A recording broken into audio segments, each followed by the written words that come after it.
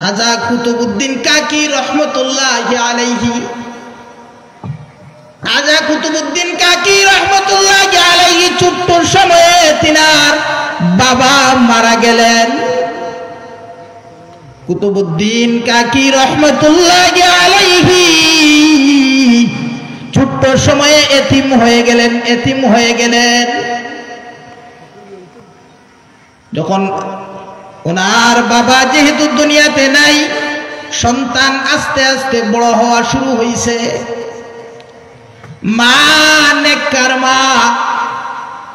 মা তখন এই সন্তানকে নিয়ে এক জায়গায় মক্তবে দিয়ে আসলেন একজন উস্তাদজির কাছে। উস্তাদজি,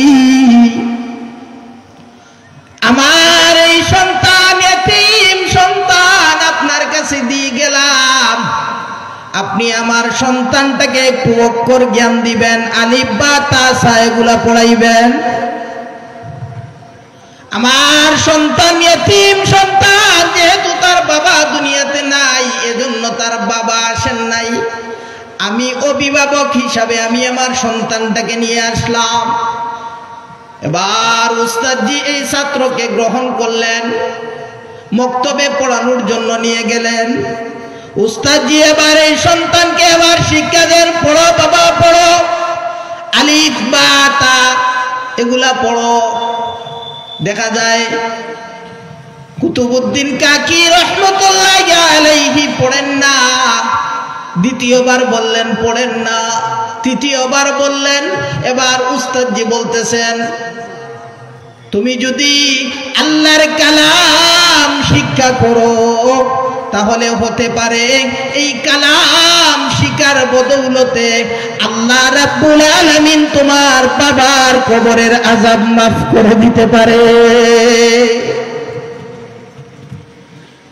এবার কুতুবউদ্দিন কাকি রহমতুল্লাহি আলাইহি পড়া শুরু করলেন আলিফ। তবে উস্তাদজির শিখানো যেই পদ্ধতি, এই পদ্ধতিতে না। খাজা কুতুবউদ্দিন কাকি রহমতুল্লাহি আলাইহি এবার পড়া শুরু করে দিলেন আলিফ লাম মিম যালিকাল কিতাবু লা রাইবা ফীহি হুদাল লিল মুত্তাকিন।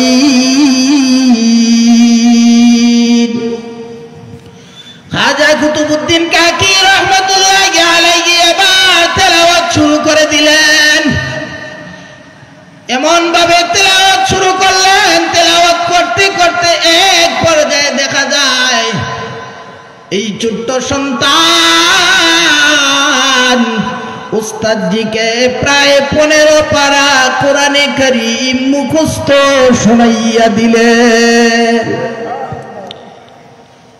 খাজা মঈনুদ্দিন চিশতি কুতুবউদ্দিন কাকি রহমতুল্লাহি আলাইহি ছোট্ট সময়ে 15 পারা কোরআনে কারীম শুনাইয়া দিলেন। এবার মা যখন সন্তানকে নেওয়ার জন্য আসলেন, এবার উস্তাদজি ডাক দিয়ে বলেন, মা গো, আপনার এই সন্তান 15 পারা কোরআনের হাফেজ, এই কথাটা আমাকে বললেই কি সমস্যা ছিল?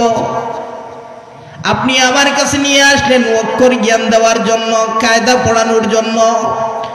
মা আশ্চর্য হয়ে অবাক হয়ে জিজ্ঞাসা করেন উস্তাদজিকে, বলেন, উস্তাদজি, আমি আপনার কাছে আমার সন্তানকে অক্ষর জ্ঞান দেওয়ার জন্য নিয়ে আসলাম, কায়দা পড়ার জন্য নিয়ে আসলাম, আর আপনি বলেন 15 পারা কোরআনের হাফেজ, এটা কিভাবে সম্ভব? এবার কুতুবউদ্দিন কাকি রহমতুল্লাহি আলাইহির মা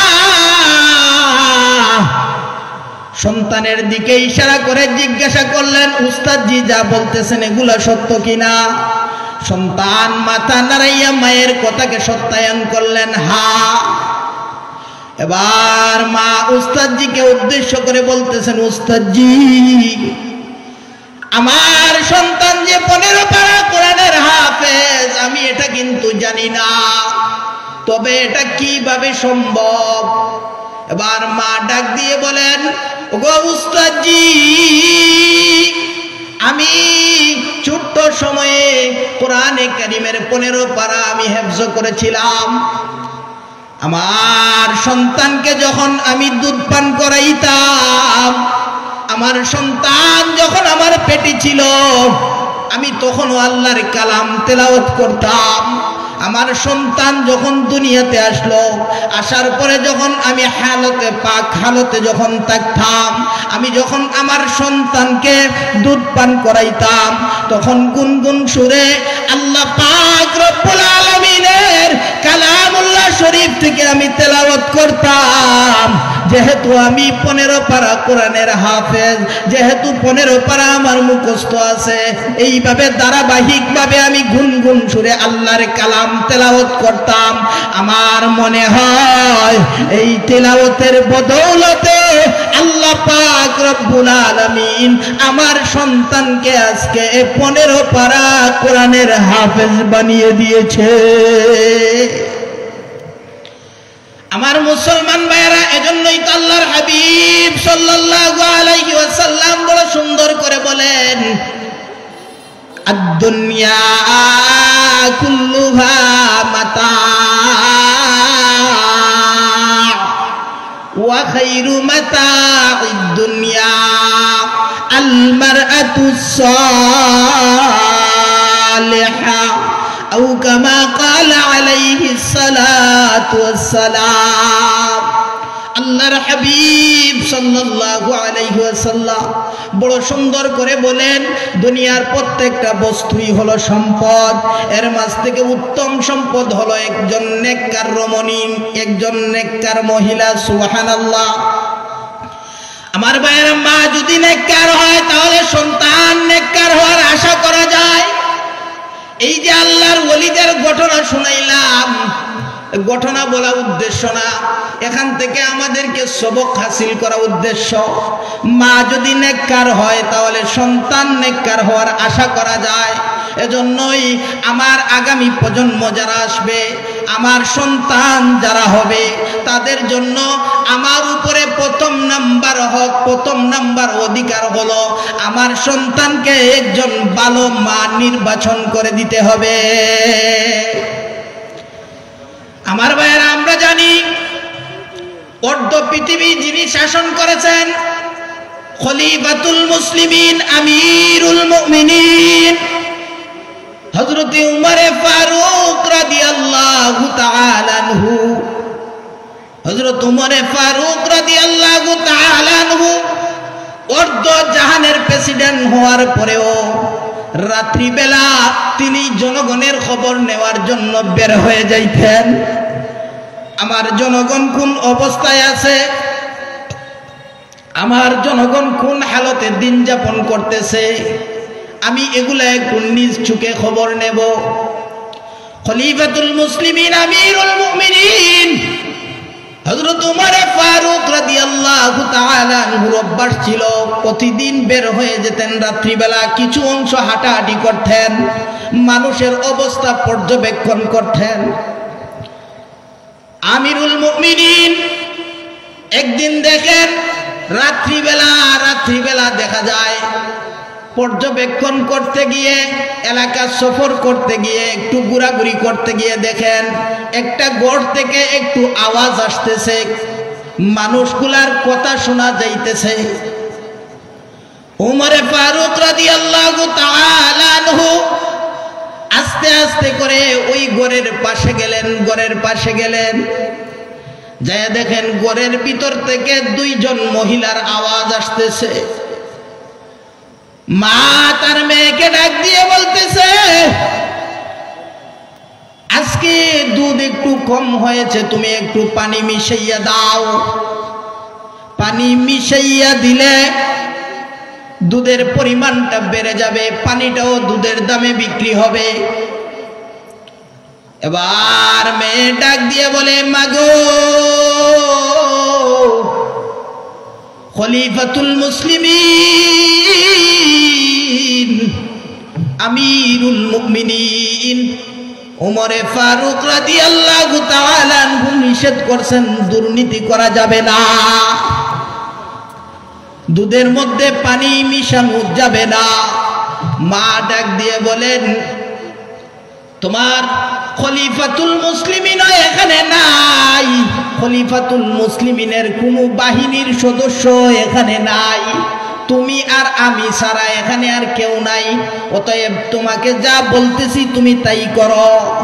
মেয়ে এবার জবাব দেয়, মাগো খলিফাতুল মুসলিমিন এখানে নাই, তিনার কোনো বাহিনী এখানে নাই, আমি এবং তুমি খলিফাতুল মুসলিমিন যারা সবাই মিলে আমরা যারা আল্লাহর ইবাদত করি, খলিফাতুল মুসলিমিন উমর রাদিয়াল্লাহু তাআলা আনহু যেই আল্লাহর গোলামি করেন, ওই আল্লাহ আমাদেরকে দেখতেছেন।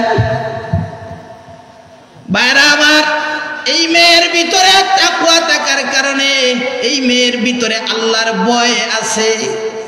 এবার খলিফাতুল মুসলিমিন চলে গেলেন বাড়িতে, গিয়ে বিবির সাথে পরামর্শ করেন, বিবি গো, তোমার সন্তানের জন্য একজন পুত্রবধূ ঠিক করে রাখছি, একজন পুত্রবধূ ঠিক করে আসছি। স্বাভাবিকভাবে বিবি জিজ্ঞাসা করলেন, কোন জায়গায় ঠিক করলেন? অর্ধ জাহানের প্রেসিডেন্ট আপনি, কোন জায়গার মেয়েটা আপনার ছেলের জন্য পুত্রবধূ হিসাবে ঠিক করলেন? এবার খলিফাতুল মুসলিমিন বর্ণনা দিলেন, এমন এমন, আমি ওই মেয়েটাকেই তোমার ছেলের জন্য পুত্রবধূ হিসাবে ঠিক করে রাখছি। গোয়ালিনীর মেয়ে, যে দুধ বিক্রেতা। আমার ভাইরা, এবার বিবি জিজ্ঞাসা করার পরে স্বাভাবিকত মহিলারা অনেক সময় নাও করে দেয়। আল্লাহর হাবিব সাল্লাল্লাহু আলাইহি ওয়াসাল্লামের হাদিস শুনাইলেন, তুমি কি শুনো নাই? রাসূল করিম সাল্লাল্লাহু আলাইহি ওয়াসাল্লাম বলছেন, 4 জিনিস থেকে বিবাহ করো। আল্লাহর হাবিব সাল্লাল্লাহু আলাইহি ওয়াসাল্লাম না বলছেন, তুনকাহুল মারআতু লিআরবাঈন, লিমালিহা ওয়া লিহাসাবিহা ওয়া লিজামালিহা ওয়া লিদীনিহা ফাযফার বিযাতিদ দ্বীন। আল্লাহর হাবিব না বলছেন, দিনদারি থেকে প্রাধান্য দিয়ে বিবাহ করাইতাম।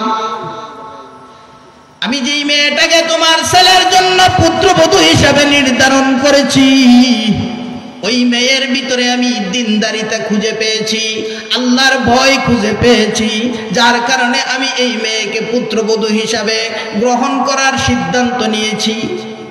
আমার ভাইয়েরা, হযরত উমর ফারুক রাদিয়াল্লাহু তাআলা আনহু শেষ পর্যন্ত এই মেয়েটাকে নিজের ছেলের জন্য পুত্রবধূ হিসাবে গ্রহণ করলেন। এই সিলসিলার মধ্যেই উমর ইবনে আব্দুল আজিজ রাহমাতুল্লাহি আলাইহির মতো প্রেসিডেন্ট জন্ম নিছেন, যার শাসন আমল সম্পর্কে বলা হয়, বাঘ আর ছাগল দুইটা একসাথে একই ঘাটে পানি খাইতো, একই ঘাটে পানি খাইতো। আমার ভাইয়েরা বলছিলাম, আল্লাহর হাবিব সাল্লাল্লাহু আলাইহি ওয়াসাল্লাম আমাদেরকে আমাদের যেই সন্তানাদি হবে, আমাদের উপরে যাদের হক আছে, তাদের হক হলো, হকের মধ্যে প্রথম নাম্বার হক হলো তাদেরকে ভালো একজন মা নির্বাচন করে দেওয়া।